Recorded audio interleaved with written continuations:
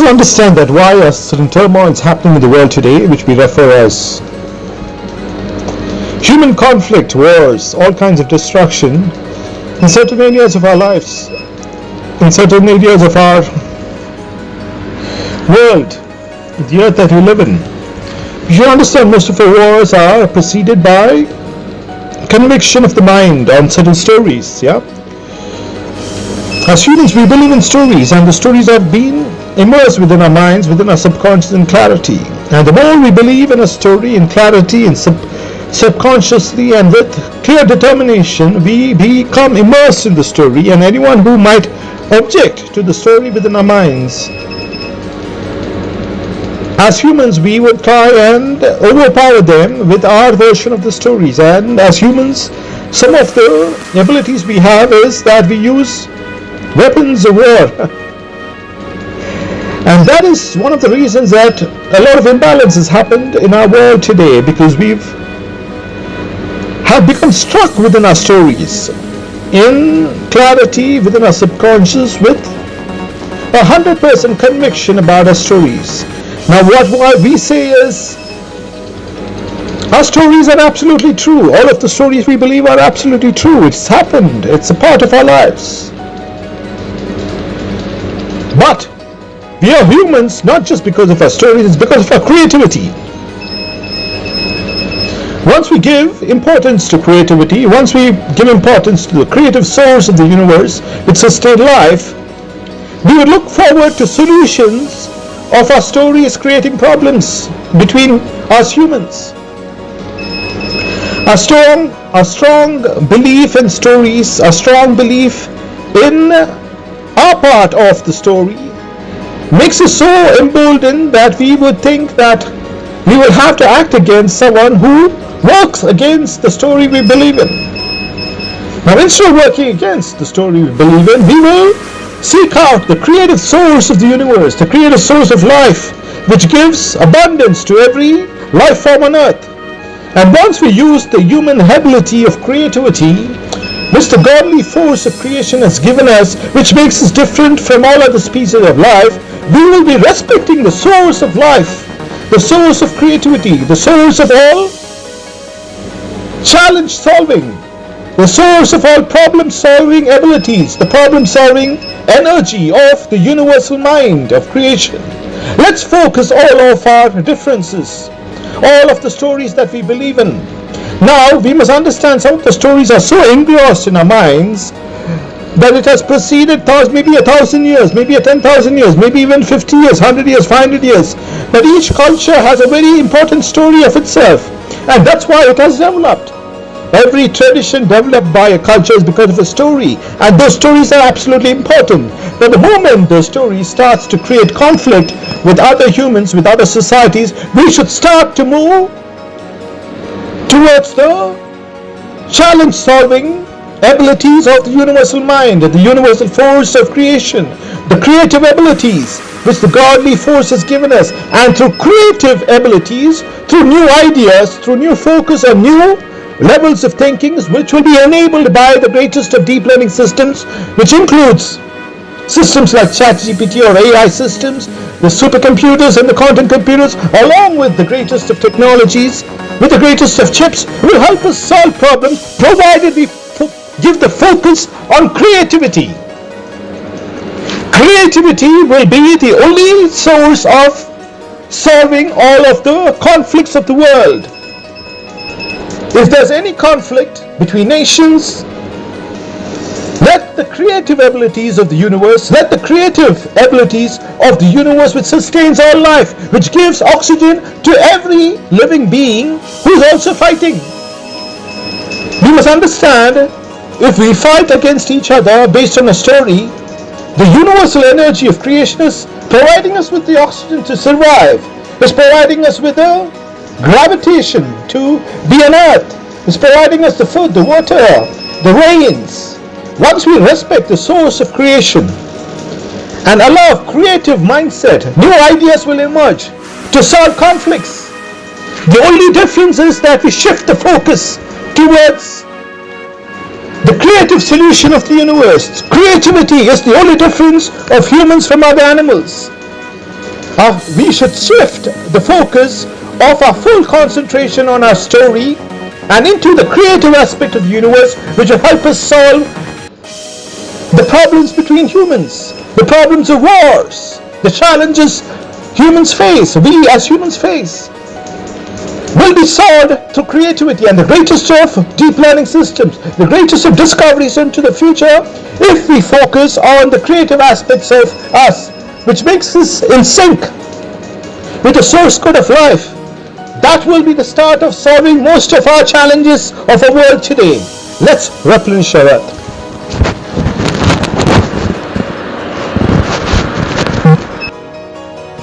As humans, we must understand that all of our culture, all of our traditions, all of our belief systems, all of our lifestyle in certain parts of the world, in certain traditions of the world, in different cultures of the world has emerged out of stories. There are no two ways about it, We've believed in a story, and the story has happened in reality.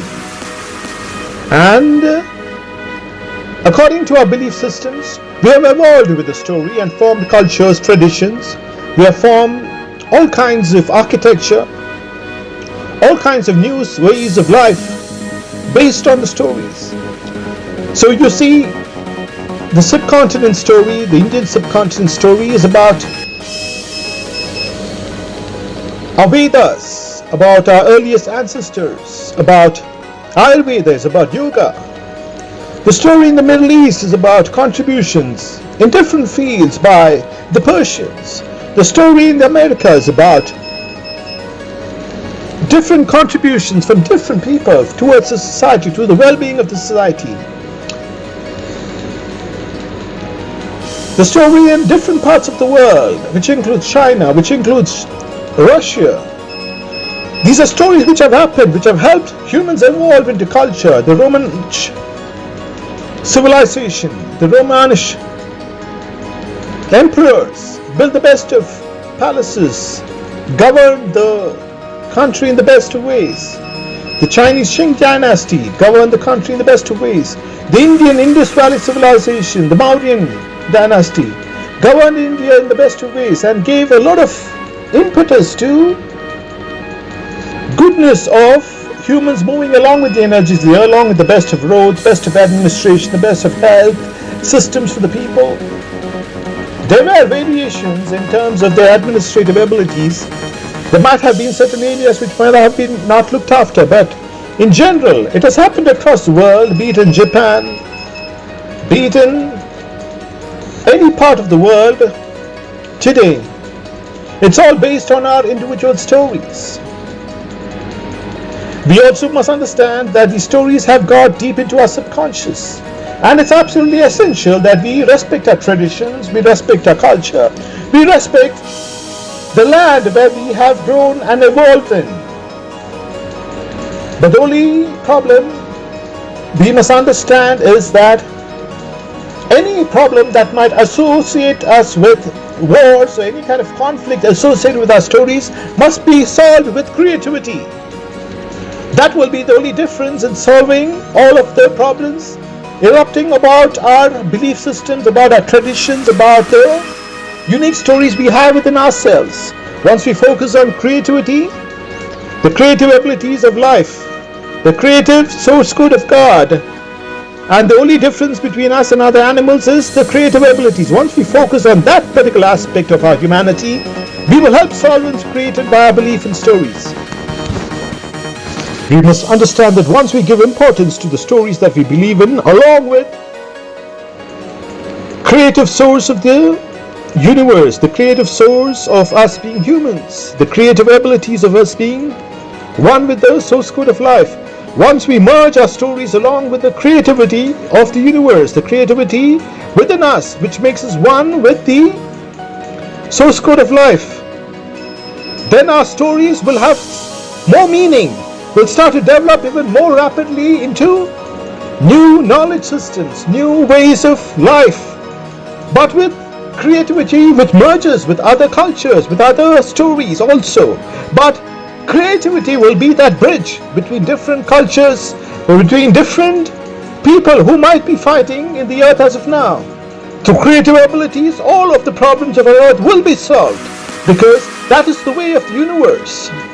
The universe is all about creativity. The reason that we are living today, the reason that we are breathing the best of oxygen is because of the creative, sensual energy of the universe. We must understand that everything in life, as we see around us, the systems of life, the gifts of life, which includes the oxygen that we breathe, or the basic food that we eat, or the water that we drink, is from an energy of sensuality. If the rains did not evaporate from the seas, from the rivers, and provide life to parched lands, and provide the life-giving nourishment of the droplets of water, nourishing the trees, the plants, which is an act of sensuality. It's an act of nature's love. The act of the water moving into the plant's roots, nourishing it, making it healthy, and then helping it give the best of fruits so that you and your children can eat, so that we can enjoy our nourishment, so that we can work with the energies of the earth. It's an act of sensuality of the earth. The act of flowers being pollinated from one flower to the other, so that you see the best of roses, the best of sunflower, the best of carnations, the best of any flower, which gives a natural beauty to every place on earth. The best of trees is being nourished. The pollens from one plant is being nourished by the bees or any other form of insect, so that new flowers are born, new fruits are born. Whenever you eat the best of fruits, we should understand that it is an act of sensuality of the universe. It's an act of love of the earth. We are in a universe of sensuality, a universe of love. But unfortunately, we have coined the name of love into carnal desires and associated with human desires, which is of the flesh only. The sensuality of the earth precedes selfishness. It is along with the energies of the universe which sustain life. If there was no sensuality and the energy of sensuality in the earth, the moment you go out, you feel the beautiful air. In places where there is a good climate, you can feel it on your skin. You can feel the beauty of the air blowing into you. And once you have that kind of mind frame by which you can accept the natural energies of the universe, you can appreciate the natural energies of the universe. You can appreciate the good quality of water just by its taste. If you can appreciate the best fruits, the best of vegetables, you are in sync with the energies of the universe. Let us encourage the energy of sensuality in trueness, along with the energies of the universe, which provides us life. The energies of the earth, which sustains all life, which includes our life, our children's life, and the future generations' life, will be only about sensuality. Sensual energy which creates life, the sensual energy of creativity. Let our discoveries into the future be about sensuality. Cultivate the energy of sensuality, because that is the only form of energy which will bring prosperity into the world. As we've seen, if you go back just in the past 100 years, right from 1900 to 1950, the world wars were because of the energy of suppression. People lost the focus on the energy of sensuality, and by some chance the energy of suppression got into the human mind and clarity. And then you saw wars. You saw World War I, World War II. So it's very imperative on us to understand The energy of sensuality is what brings creativity, is what brings scientific discoveries. And once we have the energy of sensuality in our future discoveries, which includes the greatest of deep learning, the greatest of quantum computers, we will be moving in sync with the energies of the earth for the future generations, for the unborn child. We will be blessed with our lives on earth. We will germinate the best of ideas, the best of companies. We will get into fields of work which works with the energies of the earth, which sustain life for the future generations. Thereby, our mind is in sync with the source code of life. Let's replenish our earth. Just imagine for a second that you had all the gold in the world, all of the diamonds in the world. You had all of the money in the world that you ever needed. Maybe into billions and billions of dollars. You had all of the properties that you ever wanted. You had all the best of cars, the best of ships, as the world projects. Now you have all of these properties around you. You have the best of all of your dreams. But what will guide your next step of life along with all of the wealth? After 100 years from now, from the day that you acquire all of that what you wanted, what happens to all of the wealth? What happens to all of the gold? What happens to all of the silver? What happens to everything else that you have over-owned? That measure will be your ability within your mind to move along with the energies of the earth. All of that you ever acquire, be it even the minutest wealth, or all of the possessions in the world, will make sense only if your mind is sensible. And your mind can only be sensible if it is working along with the energies of the earth which sustain life. Any other thing that you do with all of the wealth will make the wealth disappear as fast as possible from you. Because that's the principle of the energies of the earth. If you are in the vibration of the universe which sustains life, which also empowers all of the life systems within us, the oxygen, the water, the rainfall, the mountains, the trees, the oceans, the rivers, it's the same energy which provides you with life, which keeps your cell active, which keeps your breathing going, which is providing with oxygen, which is providing with the electricity from the atmosphere to charge your cells. And once, suppose all of this wealth and everything was gifted to you, the only way by which you can prosper into the future and you can use the wealth in the right sense is to be along with the energies of the earth. Any other way will turn the wealth away from you and the wealth will perish along with us if it is not being used in the right sense. When I say wealth, it also includes your health. Certain people, when they have more money, they indulge in all kinds of luxuries and all kinds of foods.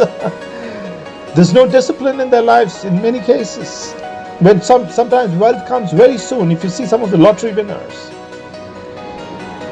the highest lottery winners, without a pre-planned system of their life, without help from any financial institutions, many of them have gotten lottery tickets. And when you see examples of them, many of them have perished their lives sooner than they had before. The wealth, the money that they received perished from them, not just because they didn't use it in the right sense, they did not have the right abilities within their minds to use the wealth, the money, the possessions, the material things, along with the energies of the universe which sustain life. Now when we say that you're going to use your money, your wealth, your power, everything, we are going to use along with the energies which sustain life, it is nothing about Newton science, it is nothing about hi-fi science, it is the most sensible, it is the most wisest, and it is the smartest ever decision which we can make in our lives. Any other decision which we make in our lives is not just foolish, it is one of the worst insults to a human being. We are insulting ourselves as a human being if we do not use the creative abilities which God has given us to be in sync with the energies of creativity all around us. And the more wealth we have, the more money we have, the more of everything that the world projects in us to be the most successful individual we have in our lives, it is much more important for us to recognize that we are just managers at the end of the day. In the eternal speck of time, the greatest of kings have come and gone. The greatest of wealth owners have come and gone. But only what is remembered is their contribution when they have received that wealth. How they managed the wealth, how they managed the kingdoms, how they managed the palaces. You know of the greatest kings in the earth, they owned nearly a quarter of the world. They could have any kind of resources in the world they wanted, any kind of diamond in the world they want, all of the gold within the kingdom.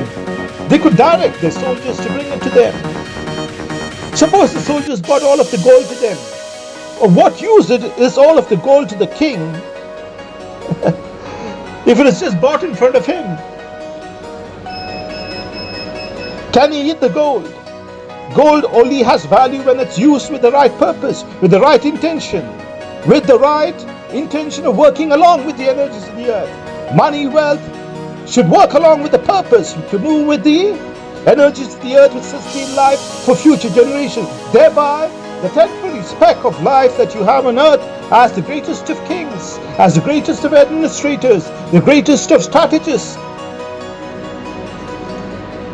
your thinking, your lifestyle, your direction will move with the energies of the earth, and the generations into the future will remember you for your contribution in managing the gifts of the universal energy for you, for your time on earth.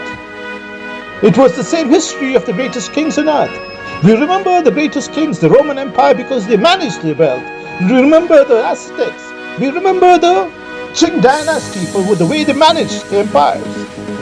We remember the Persians for where they managed their systems of architecture, the lifestyle of the people.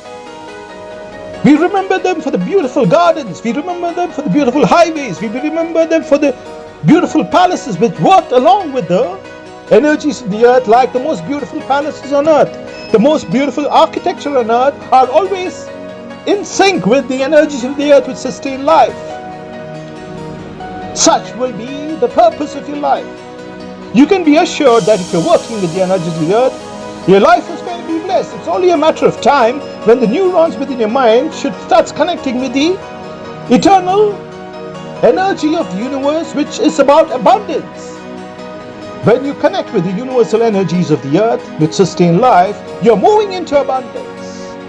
No one is giving it to you. Your neurons within your mind is connecting with the subconscious mind of the abundance of eternity, the source code of life, the source code of every energy system that we see around us, every life-sustaining energies, the future of your children, the future of the unborn child, the future of the air, the water, every life system around us, for the future of our children and their generation and their unborn children. Let's replenish our earth.